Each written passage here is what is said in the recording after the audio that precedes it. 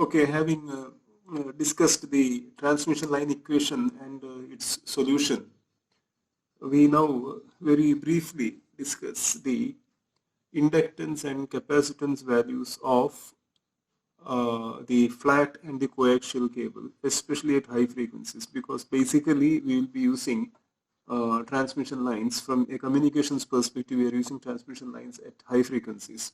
So we'll be more interested to know what happens to those parameters that we discussed earlier when the frequency increases. So the inductance, the inductance of a flat cable or parallel wire transmission line is given by, this is at high frequencies, the expression L equal to 10 power minus 7, L is equal to 10 power minus 7 into 4 into natural log of D by A, Henry per meter. So this is the inductance, the distributed inductance in units of Henry per meter. This is the natural log, and D and A are dimensions which I explained in the previous video. D is the distance between the two parallel wires, and A is the radius of the parallel wire. And for a coaxial cable, the expression for the inductance is, these are all at high frequencies, 2 into 10 power minus 7 natural log B by A, Henry per meter. Again, B and A are dimensions which I have discussed in the previous video. Now when it comes to the capacitance,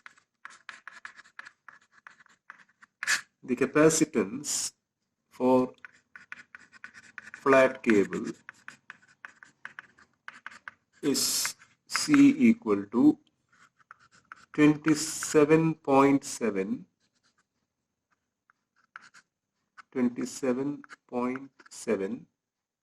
epsilon r by natural log D by A picofarad per meter.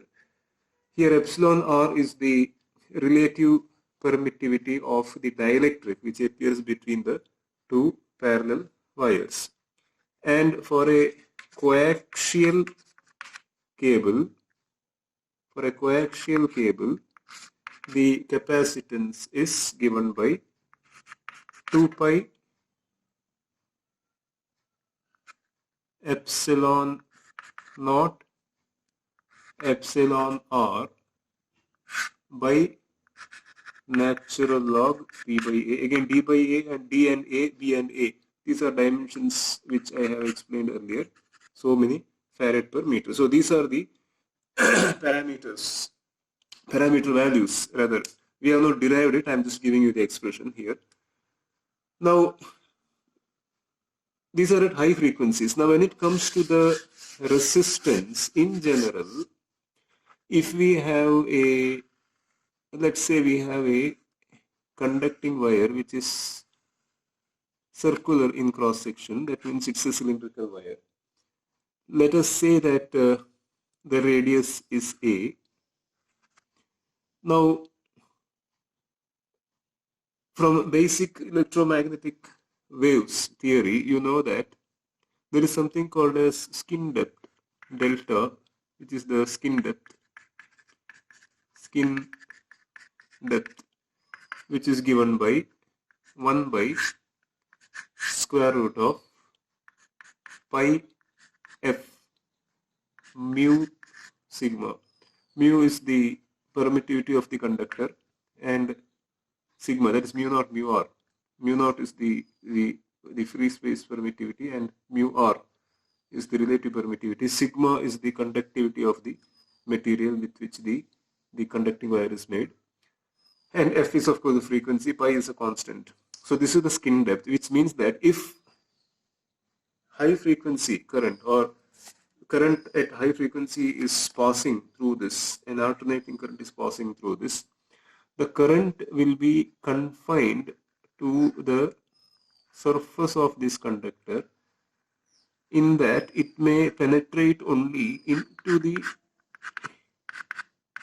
conductor cross section by a certain depth, which is called as the skin depth delta.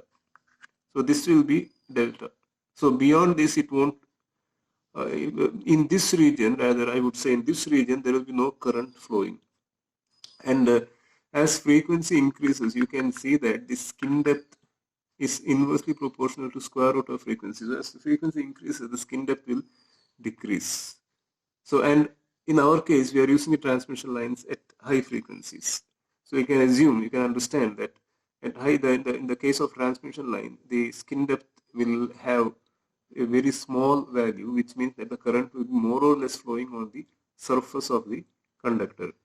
Now, that being the case, we also know that resistance is proportional inversely to the cross-sectional area of the conductor. It is proportional inverse in that more the area, smaller the resistance. So in this case, I can write down an expression for this area, because this is the effective area, this is the area through which the current is flowing. So the resistance is inversely proportional to that area. Now that area will be pi a square. Pi a square is the total area. From that I have to subtract the area of this region wherein current is not flowing, and the area of that will be a minus delta square into pi. So pi a square gives the entire area, and pi a minus delta square gives the area of this, because this is a minus delta. And now if you expand this, if you expand the denominator, I'll just do it here itself, pi a square minus a square plus delta square, or rather minus delta square, because delta square becomes plus and this minus with over here, plus 2a delta. This is what you get when you expand this. This is cancelled, and delta will be, usually at high frequency, we will be operating at high frequency, and delta will be very small compared to a, which means that this term can be neglected, and thereby the resistance becomes inversely proportional to 2 pi, these are cancelled, this is neglected, so 2 pi a delta. The resistance becomes inversely proportional to 2 pi a delta, which means that the resistance becomes proportional to, so 1 by 2 pi a becomes a constant in this case. For a given conductor, A is a constant, 2 and pi are constant. So the resistance becomes proportional to 1 by delta, and delta being this, it becomes proportional to this. Resistance becomes proportional to this, which means that the resistance is, when it comes to frequency, the resistance is proportional to square root of frequency. So that is how the resistance, AC resistance, varies with respect to frequency. Now at high frequencies, Z is given by R plus J omega L, and you can see that as the frequency increases, R is increasing proportional to root F, whereas the reactance part is increasing at the rate of F. So that definitely as frequency increases, this term will start to dominate, because it's increasing linearly with F, whereas this is increasing only proportional to square root of F. That being the case, we can approximate Z as equal to J omega L at high frequencies. And in our case, for further discussion, we are going to approximate it as J omega L. Z will be approximated as J omega L unless otherwise we decide to do something else. And when it comes to the Y, that is the shunt conductance, we have the relation like this, and the conductance G will be very small for a well-constructed transmission line, because G is there in the form of the conductance of the dielectric which is separating the conductors. That will be very small. So we can approximate at high frequencies. Obviously this term will start to dominate because it's directly related to omega. And at high frequencies we can approximate y as equal to this. So these approximations are important for our further discussions at high frequencies. Now, this leads as a consequence of this. So remember, Z is approximated as j omega L, R is dropped because of the reasons explained here, and Y is approximated as j omega C because G is small in a very well constructed transmission line. So that being the case, there are certain secondary implications because of this approximation. In that, what happens is Z0, the characteristic impedance, becomes square root of Z by Y. This is how we defined it. It becomes square root of j omega L by j omega C, because Z is j omega L, Y is j omega C. That is how we can approximate them at high frequencies, which leads to square root of L by C. And this being a real number, the characteristic impedance of a transmission line at high frequencies becomes purely resistive, and we will call it as R0 here onwards. So at high frequencies, the characteristic impedance becomes purely resistive. We are going to call it as R0. That is one of the implications. The second one is that gamma equal to square root of Zy, in general, this will be a complex quantity, alpha plus j beta, because in general Z and Y are complex, as you know. Z is R plus j omega and Y is G plus j omega C. In general, this under root product will be complex. Whereas when we go for the high frequency approximation, this becomes square root of j omega L, that is Z, into j omega C. That will be square root of minus omega square LC, which will be j square root of, which will be j omega square root of LC. That will be j omega square root of LC,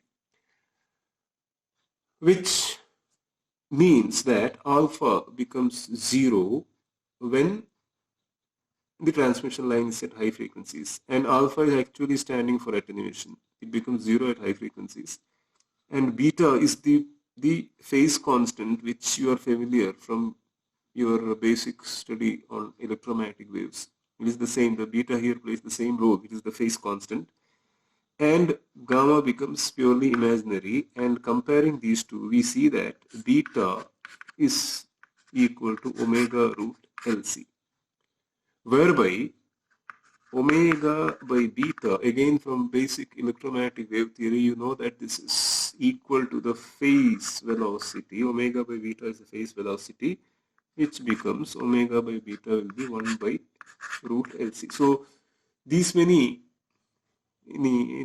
implications, like the implications rather of using the high frequency approximation, wherein R and G are neglected compared to omega L and omega C. This is the result. Now, consequently, what happens to the expression for E, which we derived earlier? E was shown to be ER by 2ZR into ZR plus Z0. So in place of Z0, I now write R0, because for high frequency, Z0 is approximated to R0. It becomes purely a resistive number. So ER by 2ZR, ZR plus R0 into E power. Now the earlier we had gamma S here. Now that gamma is equal to j beta, alpha is 0, inside gamma is equal to j omega root LC. So that is equal to j beta. Beta is root LC. So j beta s plus k e power minus j beta s. Minus gamma s was there earlier. Alpha being 0, it becomes e power minus j beta s. And the term k, which must be obvious, is given by ZR minus Z naught. It would have been if we were discussing the general case. But since we are discussing the high frequency case, Z naught becomes R naught. Z naught here becomes R naught. And this is called as the reflection coefficient for reasons which I will explain shortly. This is called as the reflection coefficient. And of course,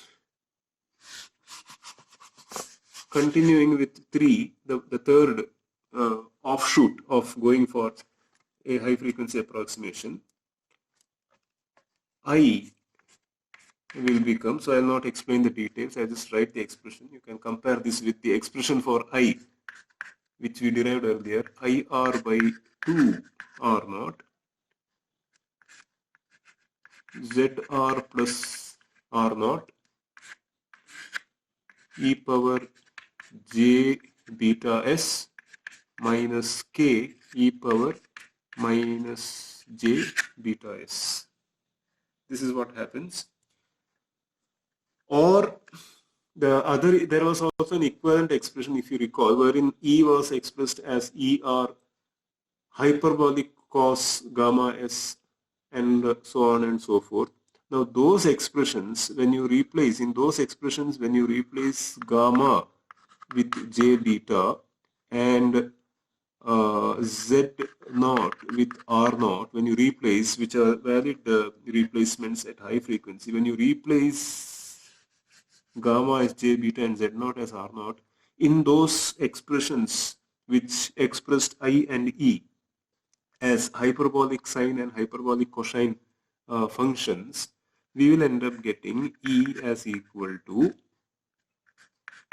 ER cos beta s. It will no longer be hyperbolic cos plus j IR R naught sine beta s, and I is equal to IR cos beta s plus JER by R naught sine beta s, where we have made use of the result which you should be aware of. Cos j beta s is equal to, this is what happens when you replace gamma by j beta. Hyperbolic cos j beta s is equal to e raised to, if you go by the definition of the hyperbolic cos, e raised to j beta s plus e raised to minus j beta s by 2, which is by definition cos beta s. That is how the hyperbolic cos becomes the cos. And hyperbolic sine j beta s becomes, when you write it in terms of the definition, e power j beta s minus e power minus j beta s by 2, which if I put a j here and a j here, I can write as j sine beta s. This is how the hyperbolic sign here changes to the sine function. So that is the result of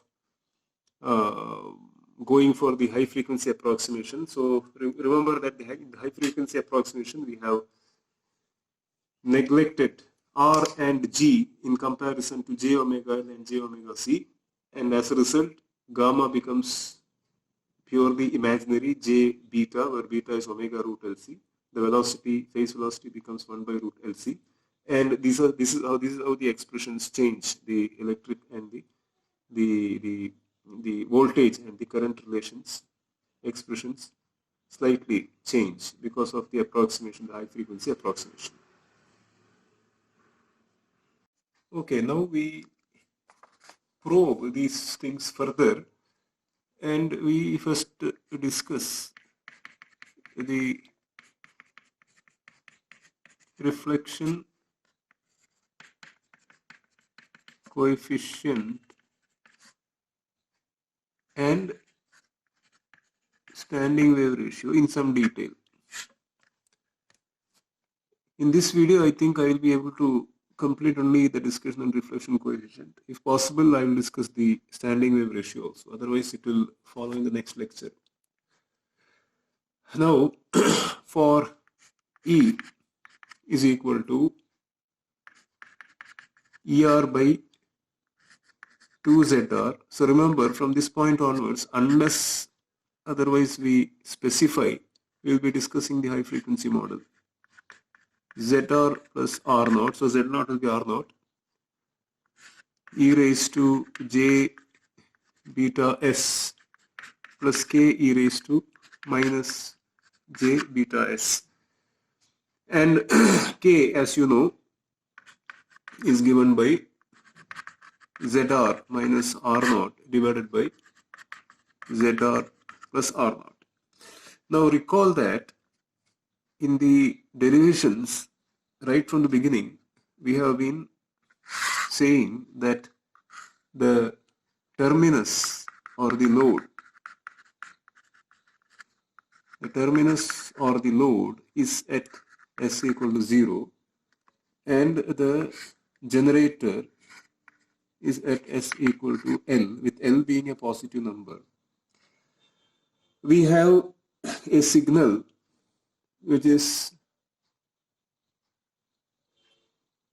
propagating voltage waveform, the current waveform propagating from the source to the load or the origin to the terminus is propagating towards decreasing values of S,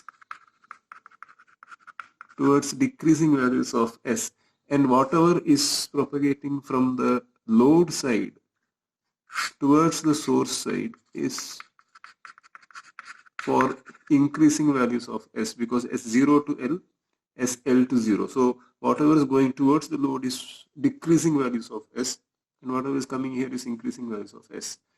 That being the case, again, from elementary electromagnetic wave theory, you know that the one which is propagating in the towards the decreasing S, that is from the source to the load, the one which is propagating from the source to the load will have a complex exponential representation like this. To be complete, it must be like this, e raised to j omega t plus beta s, but again we drop the e raised to j omega t term because it's just a sinusoidal variation which we can include at any time that we want. So that being the case, one which is propagating from s equal to L to s equal to 0 will have e raised to j beta s expression in terms of complex exponential notation. Of course, there will be an amplitude here. Another complex quantity, complex or real quantity will be here, which will account for the phase and all those other things. And the one which is propagating in this direction will be e power minus j beta s, because it is propagating towards increasing values of s. That being the case, in this expression, this part is propagating from the source to the load, and this is from the load to the source, and this has to be, since it is propagating from the load to the source, this has to be the reflection. This has to be the reflection from the load to the source, and this is the one which is actually propagating from the generator. The one that is generated by generator, which is propagating towards the load, has to be this, and this has to be the one which is reflected from there. And now it becomes clear why we call this as a reflection coefficient, because it represents, it is a measure of the amplitude of the reflected wave. So hence we call it as a reflection coefficient. This is the reason why we call it as a reflection coefficient. K is called as a reflection coefficient. Now, what we do is, of course, K being Z R minus R naught divided by ZR plus R naught. The load impedance need not necessarily be real always. It will be complex more often than not, which means that this can be a complex, this will be a complex quantity, which means we can express it as magnitude and a phase term, or like this, right? So this is a phase term. It has a phase term. It will be complex in general. So keeping that in mind, what we do is we will investigate further how this is going to appear on the transmission line. That is how a forward propagating wave which gets superimposed by a reflected wave is going to appear on the transmission line. And for that, since this is the part which is going to determine how it is going to look like, because this is just a constant, and if at all it has a phase here, it can be absorbed in these two. So since this is the one which is going to determine, which is going to help us understand how the waves, the forward propagating wave and which is getting superimposed by reflection is going to look like, we will drop this from further discussion for the time being, and we will just say that the voltage is given by e raised to j beta s plus k e raised to minus j beta s. We'll just drop those additional terms for the time being. This means that since k is complex in general, I can write like this, and when I absorb that phase here, I will end up with something like this. Right. Now we can write this. Of course, there will be more than one way of doing it. I will just show how I do it. I can express this as cos beta s plus j sin beta s, that is the expansion of this, plus k cos beta s minus phi minus j sin beta s minus phi minus j. So probably since k I have written here, I should close these brackets. Yeah. So I have closed this. Remember that. Please make it clear. I have closed this bracket. Now we can use rectangular to polar conversion formula, and of course exponential of j tan inverse b by a. So I will use this because it's handy in this case. The phase part will be tan inverse b by a. So using this, a becomes cos beta s plus magnitude of k cos beta s minus phi plus j sin beta s minus k sin beta s minus phi. So this becomes a, this becomes b in the previous expression which I wrote here. Now using the relation which I wrote earlier, we can write the magnitude of this. I will skip some steps because it's so you have to square this and add it to the square of this. So you'll get cos square beta s plus sin square beta s, which will become 1. So under root, this is equal to 1. So I'm just converting it to polar form from rectangular. So when I square this and add to the square of this, I will get a cos square and a sin square, which will add up to give 1. And then I will get square of this, which gets added to the square of this. which will give magnitude k square, and then I will have 2 cos k cos, and then I will have 2 sine minus k sine. So when I put it together and use some basic trigonometric identities, which I'll skip here, you get 2k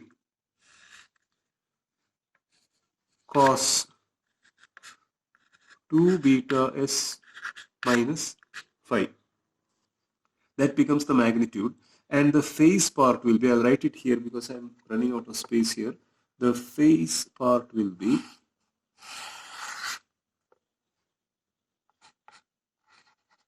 tan inverse sine beta s minus k sine beta s minus phi divided by cos beta s plus k cos beta s minus phi.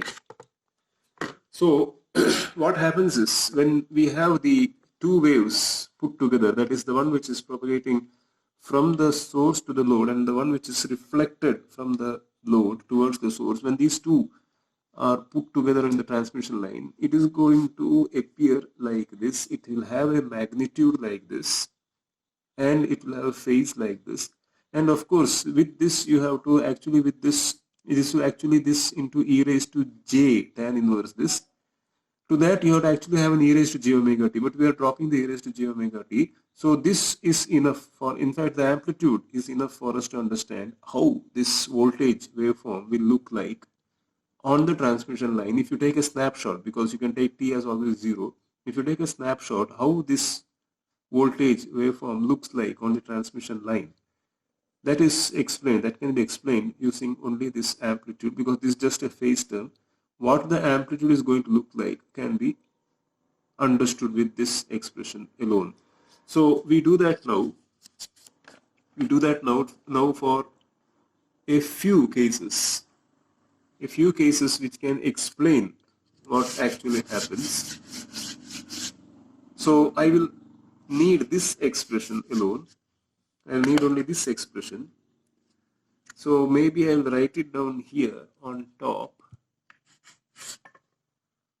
1 plus magnitude k square plus 2 magnitude k cos 2 beta s minus phi. Now let us take a case where ZR is equal to infinity. So ZR infinity means that the load is of infinite impedance. In other words, it simply means that the transmission line is open circuit. There is no load, it is just open. So when you leave it open, the impedance, the load impedance is infinite. If I short it, the impedance becomes 0, but that we'll consider later. So first we'll take the case where ZR is infinity. That means it is open circuit. And when ZR is infinity, K being ZR minus R0 by ZR plus R0 becomes, ZR is becoming infinity. So ZR grows to very large values. These become insignificant and K becomes 1. K is purely real and it becomes 1. So that means, by definition, K being the reflection coefficient becomes 1, which means that there is 100% reflection from the load side, because it is an open circuited line. Now with K as equal to 1, we can write down an expression for the voltage amplitude like this. This is the amplitude of the voltage. Recall that in the previous discussion we had done that. So K, if you substitute as 1, you get 1 plus 1 plus 2 cos 2 beta s, and phi is 0 because K k is purely real, phi is 0. So you get it like this, which can be expressed as 2 into, of course, under root 2 into 1 plus cos 2 beta s, right? 2 into 1 plus cos 2 beta s, which becomes square root of 2, 1 plus cos square beta s minus sin square beta s, which is 1 minus sin square beta s cos square beta s. So that gives me 2 cos square beta s. Together with this, it becomes 4 cos square beta s, and consequently it becomes 2 when I take the square root, 2 cos beta s, and we are interested only in the magnitude, and hence this is what we are interested in. This is how the magnitude of the voltage looks like on a transmission line. It is as a function of s on a transmission line when the load is infinite, or in other words, the transmission line is open circuited. So this can be easily drawn. You can easily draw it. This is the receiving end, S equal to 0. And remember, ZR is infinity, open circuit. It is open circuit. And when S is 0, this becomes 2. And when S is equal to pi by 2 beta, you can substitute here and see, when S is equal to pi by 2 beta, you will get this as cos pi by 2, which is 0. So when S is equal to pi by 2 beta, it is 0. So when I complete this, for other values if you compute, you will get the cosine variation like this. And then what happens is that for S is equal to pi by beta, you can substitute here and see, when S is equal to pi by beta, you will get cos pi, that is minus 1, but magnitude you are taking, so it's 1. So when S is equal to pi by beta, it becomes like this, and then this pattern continues. This will be obviously 3, S is equal to, you can see 3 pi by beta, because pi by 2 beta, 2 pi by 2 beta, 3 pi by 2 beta. This will be 3 pi by 2 beta, and so on and so forth. So this is how the magnitude looks like of the voltage waveform when the transmission line is open circuited. And since beta, as you know, beta is 2 pi by lambda. So if you substitute beta as 2 pi by lambda here,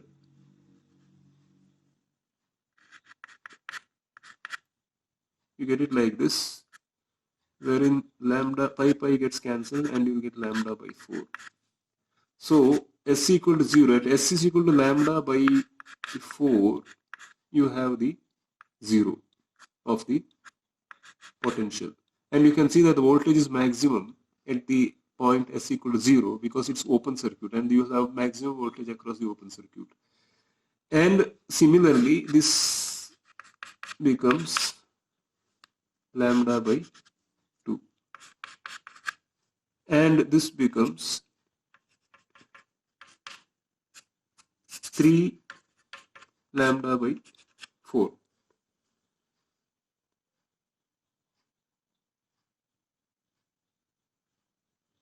And so on and so forth. And this will be, of course, 4 lambda by 4. This will be 5 lambda by 4. This will be 5 lambda by 4. Okay, now using a similar argument, I will not do it here, using similar derivation, you can find an expression for the, this is the, what I have shown here is the voltage waveform, the magnitude, how the amplitude, the magnitude of the voltage waveform looks like on the open circuit transmission line.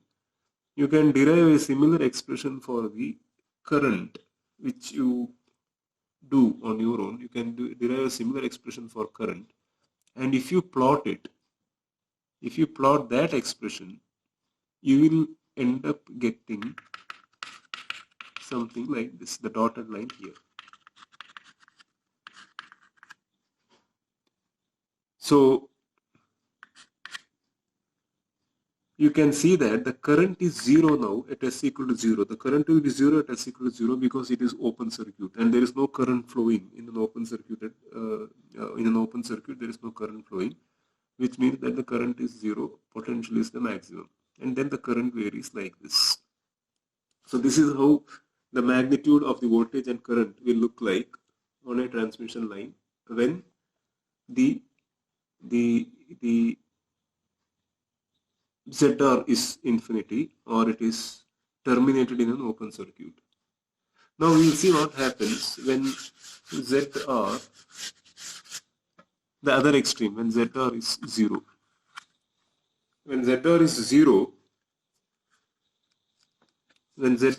0, it is short circuit. The output is short circuited, and when you substitute ZR as 0, this becomes minus 1. K becomes minus 1, and the potential, the voltage amplitude becomes 1 plus 1 plus 2 cos 2 beta s, and actually minus 1, as you know, is this. So you have to write it as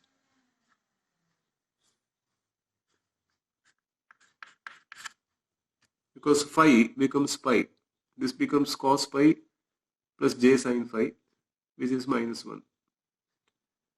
So we get the short circuit case like this, and this is nothing but, again, if you see, it is cos A cos B and sin A sin B, which gives you 1 plus 1 minus 2, that is equal to square root of 2 common, as I did earlier, 1 minus cos 2 beta s, which is square root of 2 into 1 minus cos square beta s plus sin square beta s. 1 minus cos square beta s becomes sin square.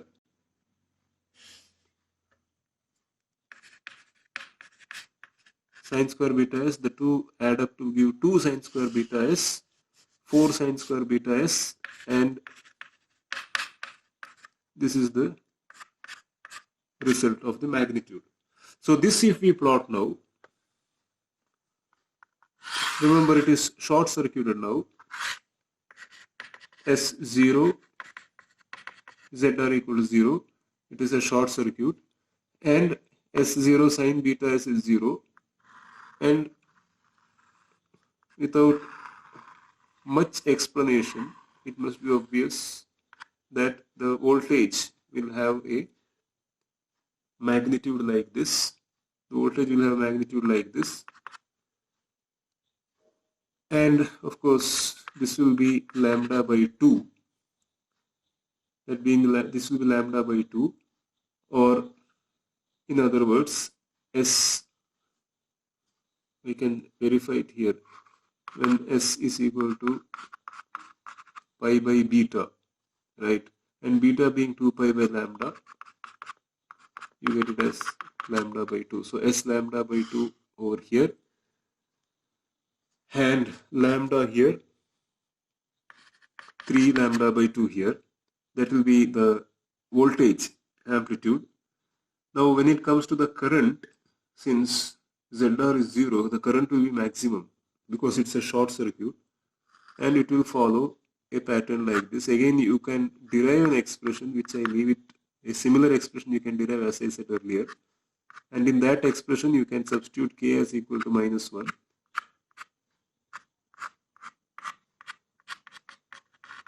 We get it like this. So this becomes the expression, the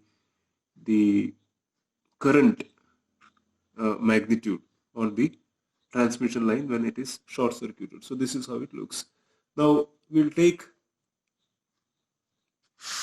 one more case. We'll take one more case. We will take ZR as equal to 3R0. We'll take ZR as equal to 3R0. And that leads to K as equal to 3R0 minus R0 divided by 3R0 plus R0. So that will be 2 by 4, that is 1 by 2. So K becomes real, it is 1 by 2. And with K as 1 by 2, this expression becomes 1 plus 1 by 4 plus cos 2 beta s, phi is 0. That will be 1 plus 1 by 4 will be square root of 1.25 plus cos 2 beta s.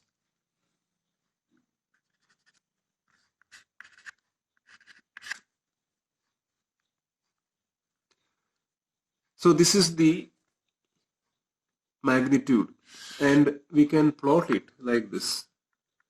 This is how it's going to look like. S0 ZR is equal to 3R0. And when S is 0, you can see that this becomes 1. 1 plus 1.25 is 2.25. So square root of 2.25.